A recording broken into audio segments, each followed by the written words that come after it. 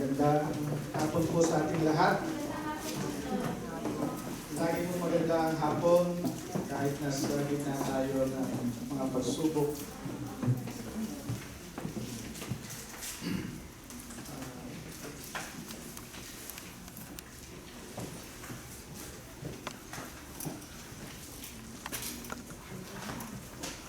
Yung nangyari sa atin sa Pilipinas matapos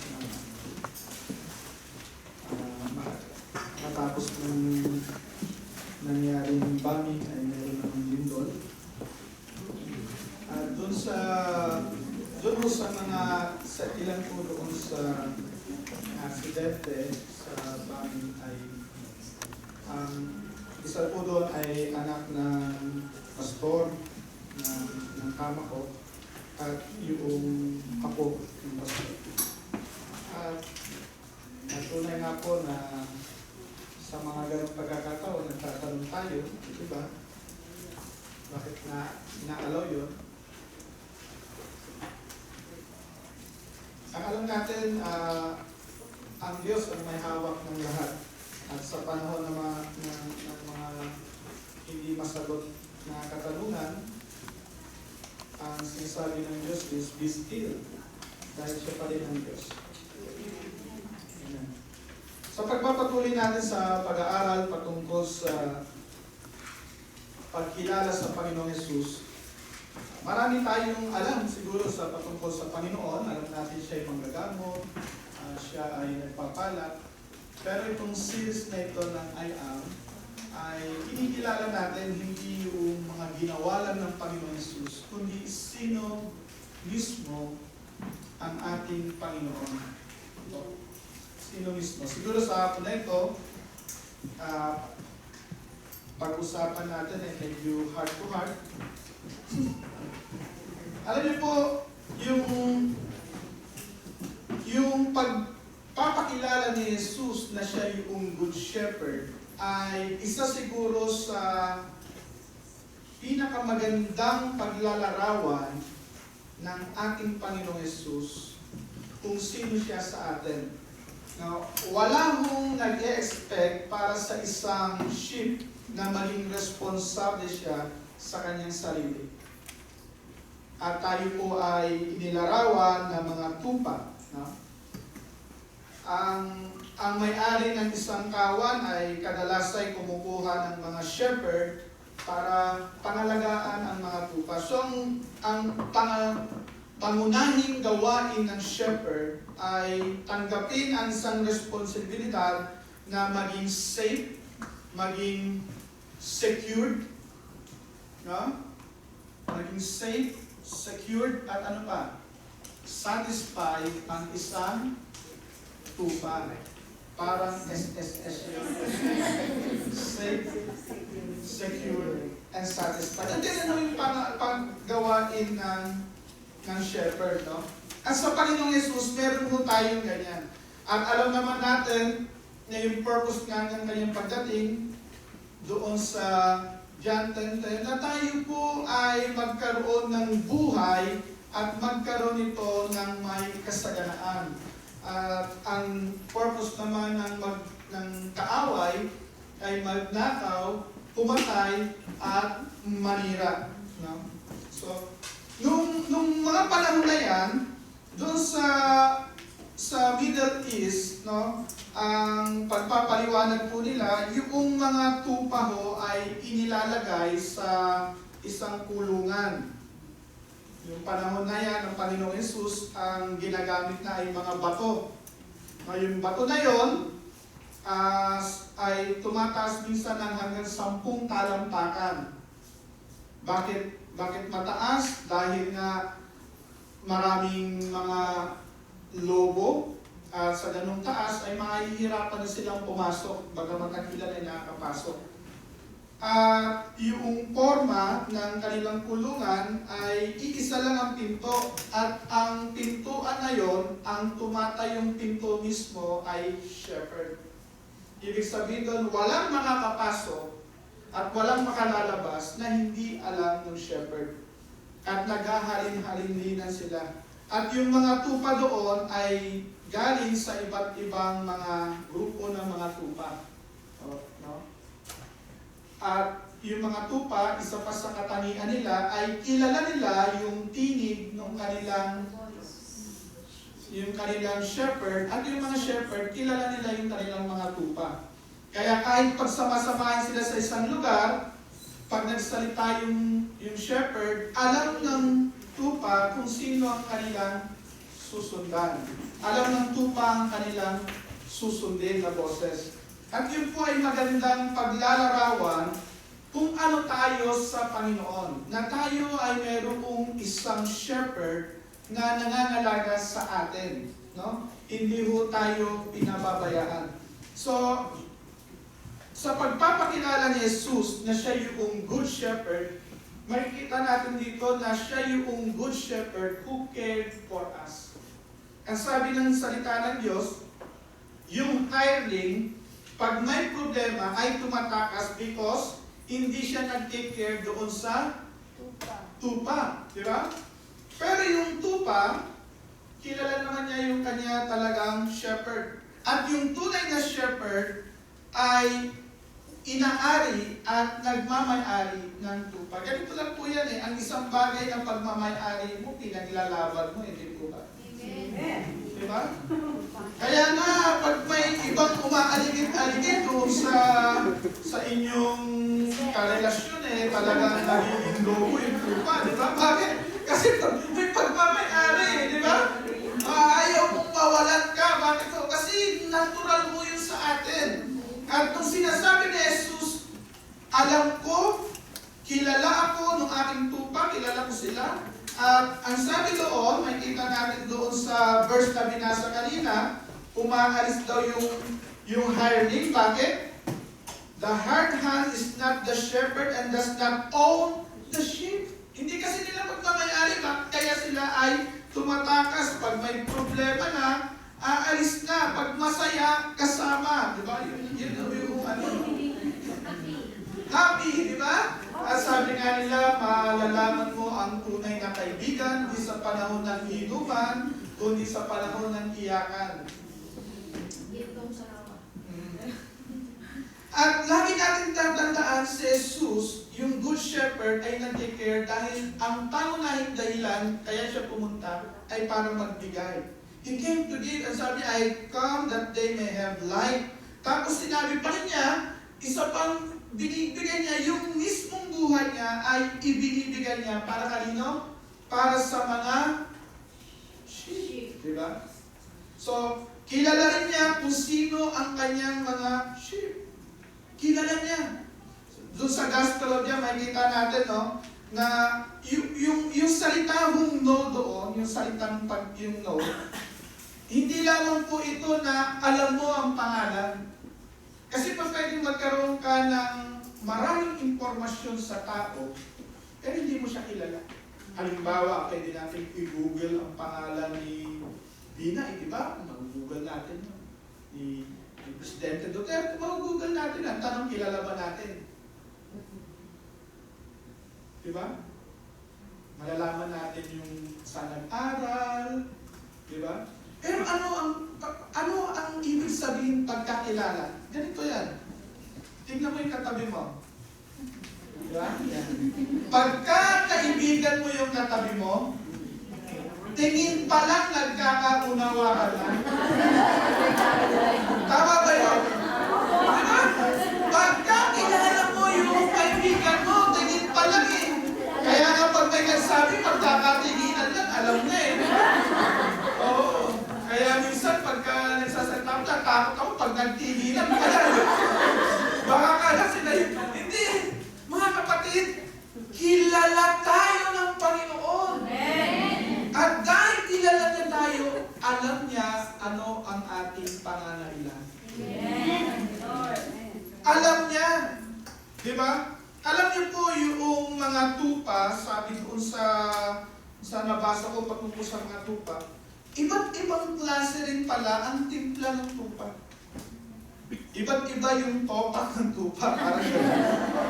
Merong iba na takot sa dilim, merong iba na takot sa mataas, yung iba takot sa galaw, bigla ang galaw. No? Iba't iba. At makikita rin natin ang Panginoong Hesus nung siya mo ay nangangalaga ng mga alagad. Yung mga alagad, iba't iba rin ang timpla. Meron dyan na masyadong madaling magalit. Nung hindi sila tinanggap sa Samaritana, nung sinabi, Panginoon, gusto niyo, pakulanan na natin ang apoy. Oh, grabe, di ba? Meron naman isa na nakita si Jesus, naglalakad sa tubig. Panginoon, gusto ko sumama dyan. Lalakad din ako sa tubig. Di ba? Meron isa naman na alam niya nang namatay si Jesus, alam niya na si Jesus ay muling mabubuhay dahil tinuro yun ng Panginoong Jesus. Ano sinabi niya? Hindi ako maniniwalang nabuhay siya, maliban lamang na maipasok ko yung aking daliri sa butas ng kanyang kamay at butas ng kanyang tagilira. Di ba? At ganyan din minsan tayo, iba-iba yung ating timpla. Iba-iba yung timpla natin. At ang ating Good Shepherd, kilala tayo. Dinigil niya tayo isa-isa. Alam niya yung tibok ng puso natin. Alam niya, kilala niya tayo. Naririnig natin siya. Kilala niya yung ating ugali. Alam din niya yung ating mga pangangailangan. Ano ba yung sabi sa Psalms 23? Diba? Si Yahweh ang aming pastor. Hindi ako magkukulang. Alam niya. Kaya sabihin mo sa katabi mo, hindi ka magkukulang. Diba? Sagot mo naman, ako katabi. Hindi ka pagkukulangin. Pero yung salmo na yan. Yung salmo na yan, no? Ano sabi niya? Ako'y pinahihimlay sa mainam na pastulan at inaakan niya ako sa tahimik na batisan. Binibigyan niya ako ng bagong lakas. Yung pang-araw-araw na lakas natin. Lalo na tayo, karamihan dito sa Taiwan na ang puhunan ay lakas. Diba? Husay. Diba? Kaya nga, minsan nagtataka yung iba eh. Bakit 5 tao ang... Diba, 5 tao, halimbawa, sino ba yung nag-volunteer doon sa bahay ni Pastor, diba? Marami, diba? Biglang papasok yung mga pinag. Bakit ang bilis nitong malinis? Maghapon na kami, o kunti pa. Diba, bakit sila nagtataka? Kasi yun yung expertise eh, diba? Alam ng Panginoon yung pangangailangan natin sa araw-araw. At ang sabi ng salita ng Diyos sa Psalms 23 verse 3, binibigyan niya ako ng bagong kalakasan at sangayon sa pangako niya kanyang binitiwan, inaakay niya ako. Mismo yung pag-akay, mismo yung mga pintuan na sarado, nakala natin ay pinagtampuhan tayo ng Diyos. Mismo minsan yung may mga opportunities na akala natin nawawala, ay kaparaanan ng Panginoon para akayin tayo sa mas magandang opportunity. Di ba? Kaya wag po kayong matakot sa mga bagay na para bang sarado dahil kaya maaring sarado yon dahil hindi yun para sa iyo. At merong naghihintay na mas malaking pintuan para sa iyo, mga kapatid. Bakit po ang sabi ng salita ng Diyos? Inaakay niya ako. Nililid tayo ng Panginoon. Ganon kabuti yung ating shepherd. Our good shepherd is caring for us. Amen ba ron? Amen. He cared for us na we are assured. Ano pang sinabi niya sa verse 12? The hard hand is not the shepherd who owns the sheep. So, when he sees the wolf coming, he abandons the sheep and runs away. The wolf attacks the flock and scatters. Pero hindi, yung good shepherd, hindi ho tayo tatakbuhan. Yung hard hand, tatakbo. Pero yung good shepherd, mananatili. At tinakita nga kung paano yon. Diba? Matatandaan natin si David, nung siya ho ay ini-interview, paano niya pinakita ang kanyang pagiging good shepherd. Ang sabi niya, noong may mga leon na umatake sa kanyang mga tupa, anong ginawa niya? Tumakbo ba siya? Hindi, hinarap niya yung leon. Pinatay niya yung leon. Nung umatake ang oso, hindi siya tumakbo. Hinarap niya ang oso. Pinatay niya. Anong ibig sabihin niya? Mga kapatid, yun po yung paglalarawan na ang ating shepherd will fight for us. Amen. Amen ba ron? Hindi man natin alam kung ano yung battle. No? Iba-iba yung ating giyera sa buhay. Pero pag ang shepherd natin ay ang good shepherd, alam natin na hindi tayo niya iiwanan. Iwanan ka man ng asawa mo, hindi ka iwanan ng ating good shepherd. Amen ba ron? Palampakan po natin ang Panginoon. Dahil kung good shepherd na hindi ka iwanan, He will fight for you. Tatayo siya para sa iyo. Tatayo at tatayo po ang ating Panginoon. Amen ba ron? No? Ano pa ho? Hindi lamang po caring ang ating Panginoon. Our good shepherd is communicating to us. Patuloy hong nagko-communicate ang Panginoon. Patuloy siyang nakikipag-ugnayan sa atin. Unlimited po ang kanyang signal. Hello? No? Hindi ho nawawalan. Pati yung load, hindi ho nawawalan ng Panginoon ng load. Patuloy siya kausap. At minsan, tayo lang ayaw natin i-browse yung kanyang mga mensahe. No? Ayaw natin pumunta sa kanyang page. Dahil inuuna natin yung iba, di ba? Pero ang Panginoon, isa nga nangangailangan ka at hinahanap po doon sa iba, ikot ka ng ikot. At ang sinasabi lamang ng Panginoon, bakit ka narito ako? Come to me. Di ba? Ano sabi niya? Kung ikaw'y napapagal, kung ikaw'y napapagod, kanino ka lalapit? Ang sabi niya, come unto me, all of you who are tired and heavily laden, and I will give you rest. Amen ba ron? Saan ka mahanap ng kapahingahan? Saan tayo mahanap ng kapahingahan? Kaya minsan di tayo makatulog eh. Diba? Dahil sa kape. At sa pamumroblema na hindi natin dapat pinoproblema. Dahil ano sabi ko ng Panginoon? Ano ang maidadagdag mo? Madadagdagan mo ba ang buhay mo sa pamumroblema? Sa pag-worry? Diba? Bakit ko? Patuloy kong nagpo-communicate sa atin ng ating good shepherd, no?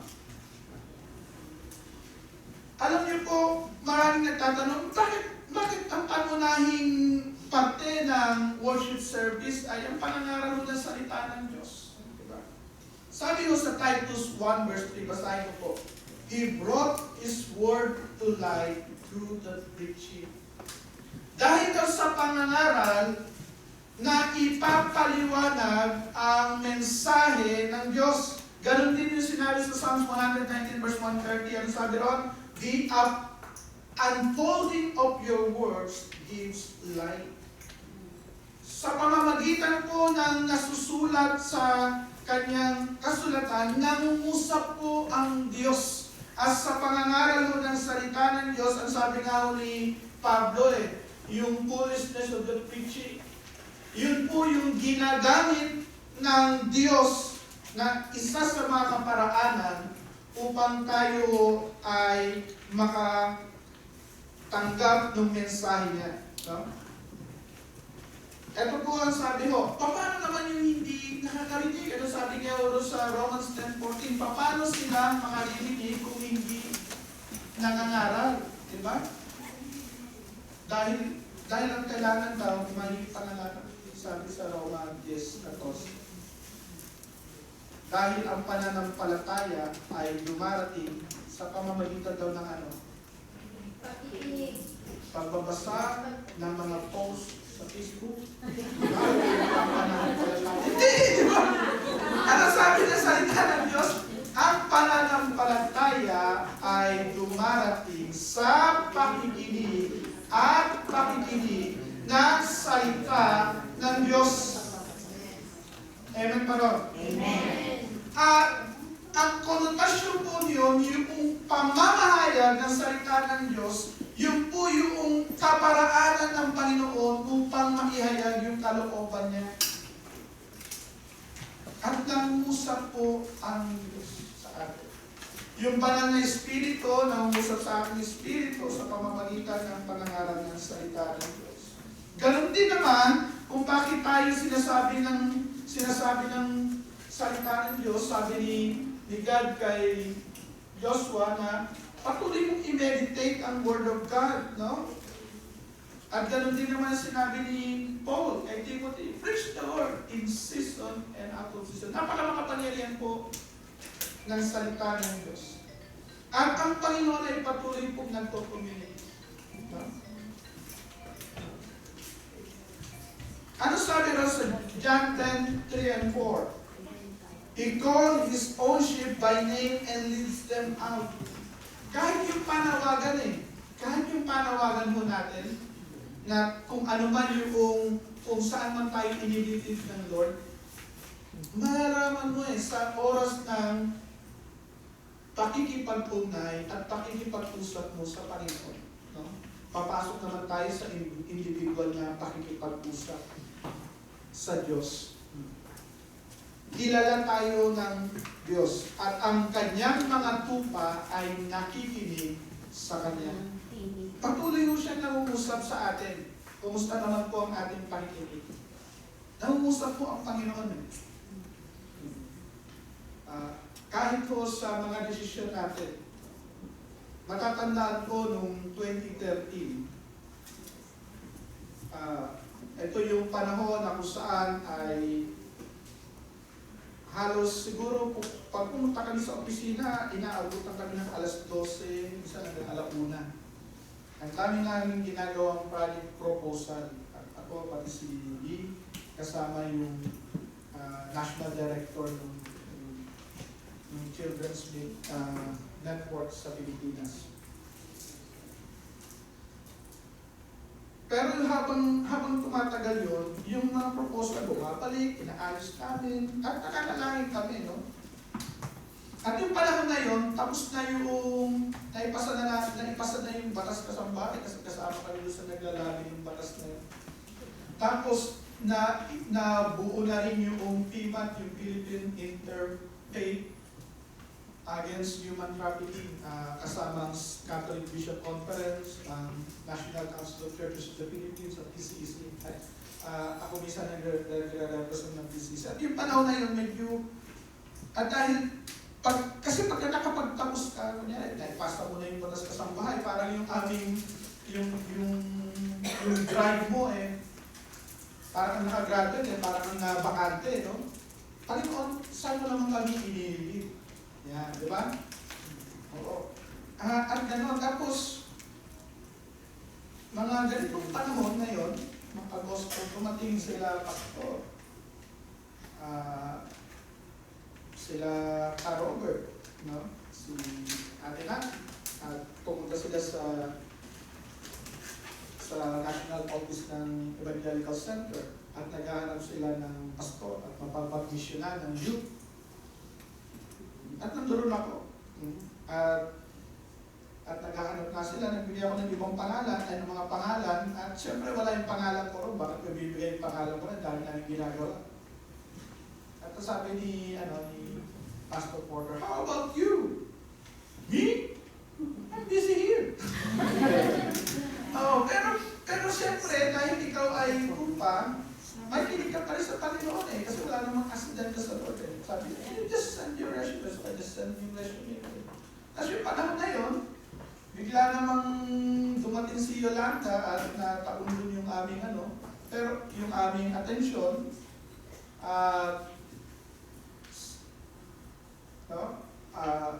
at nag-communicate sila. Nang nag-communicate sila, ang hirap ng signal sa Samar. Kasi yung pagkagaling ko doon sa Ormoc, Tacloban, G1, bumalik ako sa Western Samar. Doon ko lang nakita na nag-email pala yung DIC. Kumusta na, yung nagpa-follow up. Buti na lang nakasave sa mobile phone ko yung ibang data na yan. Pero late. It's late, no? Tapos, okay na. Nagpa-process na. Habang nagpa-process yung mga interviews, lahat-lahat ng ang daming pinagdaraanan, parang tinawagan ako ni Bishop F. Sabi niya, oh, pastor, ano bang ginagawa mo? Sabi, gusto kitang i-assign sa Samar. Meron tayong project to sa Hernani. I-assign sa 2,000 families. May mga papaaralin kang mga bata.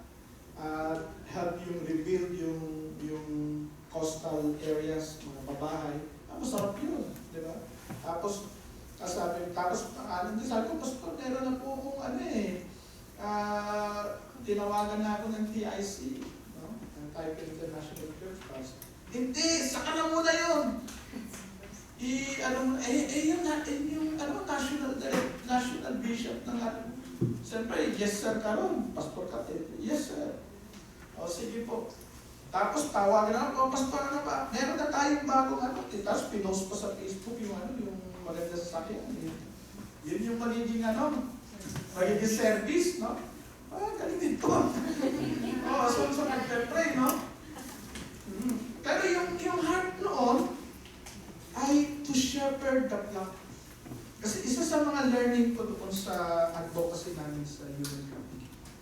Nung kausap namin yung mga victims, kausap namin law enforcers at lahat, doon sa forum, alam niyo yung naging problema? Kasi hindi na shepherd yung mga tao. Bakit ang isang tatay o nanay ibebenta niya ang kanyang anak? Hindi kasi na shepherd, hindi founded doon. Dahil sa takot na ang kanilang pangangailangan ay hindi matutugunan. Pero pagkakilala mo yung shepherd mo, na ikaw ay tupa at ang shepherd ang may primary care doon sa tupa, na walang mangyayari sa buhay ng isang tupa maliban sa pahintulutan ng shepherd, ikaw ay safe, secure, and satisfied. Hindi ka magbebenta ni even ng sarili mo pag alam mo kung sino ang humahawak ng buhay. Amen! Amen ba rin? Amen! No? At yun, no? At nagpapray ka na, church. Kasi yung yung international kasi rin yung European-based kasi yung yung founder, no? Kaya sabi, ganda na. No? But yung nasa heart na namin noon, yung pangungusap ng Panginoon ay pangangalaga ng tupa. Dahil napakahalaga ng isang pangangalaga kahit sa isang tupa lang. Amen.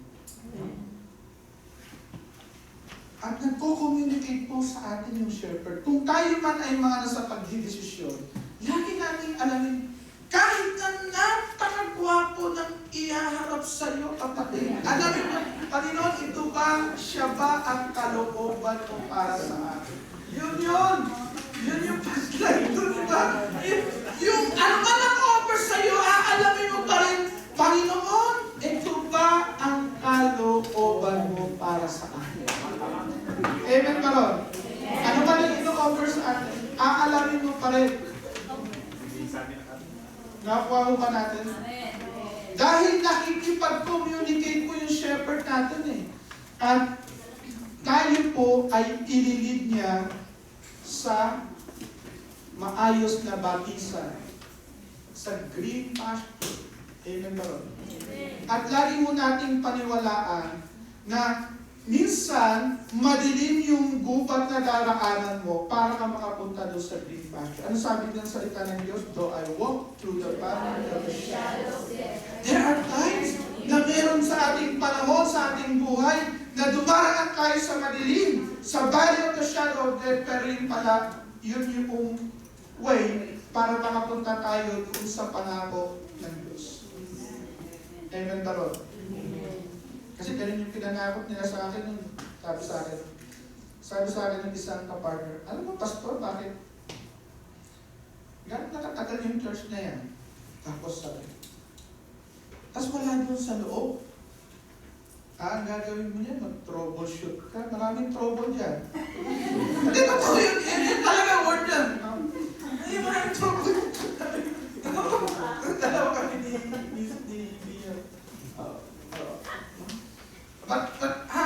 diba?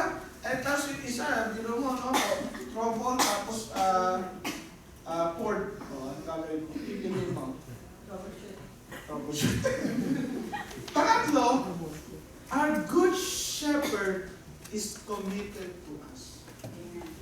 Our good shepherd is committed to us.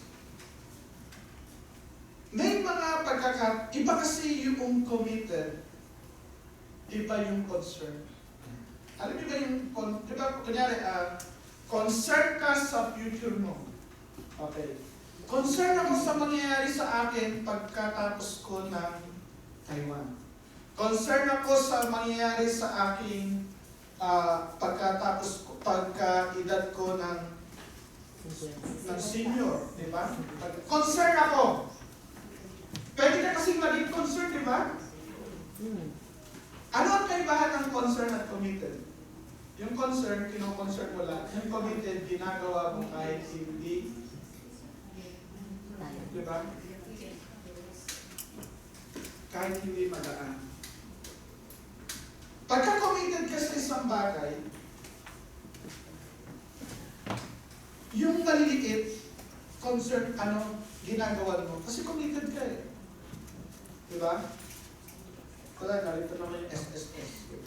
Gagawin ko ulit silang illustration. Di ba, maaaring concern ka sa iyong retirement. Ano kaya mangyayari sa atin? Magtatanong ka kasi concern ka eh. Ano mangyayari? Pagka committed ka, yung 316, binubuan-buan mo. Naparaw ninyo? Magkaiba yun. Ang Panginoon natin, hindi lamang concern sa atin, committed siya sa atin na sinabi niya, sa aking kamay, walang makakaagaw sa inyo. Ibibigay ko yung buhay ko para sa inyo. Yun eh. Hindi lang siya concern sa atin, committed siya. No? Anong sabi niya? The thief comes only to steal and kill and destroy. I have come that they may have life. It is concerned sa ating welfare. It came so that we could have life and have it to the poor. No? Hindi siya katulad ng hireling. Yung hireling, nung pagka may problema na magtatakbuhan. Hello? Wala na. Ayaw ko na rin kasi may problema dyan eh. Doon na lang ako sa masaya kasi enjoy ako ron. Mga kapatid, ang commitment hindi patungkol sa enjoyment. No? Hindi yung napipil ko ngayon, kailangan kong mag-save. Yeah. Tapos sa isang buwan na, masaya ako ngayon, hindi ko napipil mag-save. Okay, buhay ko. Yung mga gano'n, di ba? Wala yung commitment. Di ba? Pero pag committed ka, ano man yung nararamdaman mo, maliit man yun, di ba? Ang isang taong committed, consistent. Hello? Consistent yung tawag sa inyo, message sa inyo, PM sa inyo. Diba? Hello, diba? Kahit sa relationship, pagka-committed yun eh, diba? Hindi yung committed na Tagalog na committed. Pagka-committed yung tao, consistent, diba? Kahit sa maliliit na. Hello? Alam niyo po, sabi ni Pablo, araw at gabi ay ipinalalahanan niya yung mga alagad doon sa Efeso. Kung mababasa natin yun sa Acts 20, di ba? Araw at gabi, pinapalalahanan ko kayo na darating ang araw, maaaring merong mga lobo na maninila sa inyo. Naging consistent ako, kinumit ko yung sarili ko, wala akong tinago para sa inyo ikaw. Ganun po, no? Ganun po ang Diyos natin. Alam niyo po, isa sa mga kasinungalingan ng kaaway, yung sabihin sa atin na kailangan mo laging may malaking pananampalataya. Halimbawa, si Jesus nagpagaling lamang ng mga taong nananampalataya sa Kanya. Diba? Makakarinig kayo. Isa yun sa mga lies ng enemy. Mga kapatid, no? Hindi totoo yun. si Jesus ay nagpapagaling lamang dahil naniwala ang tao. Paano si Lazarus nung binuhay niya? Sinabi niya ba, buhayin mo ako, patay ako eh.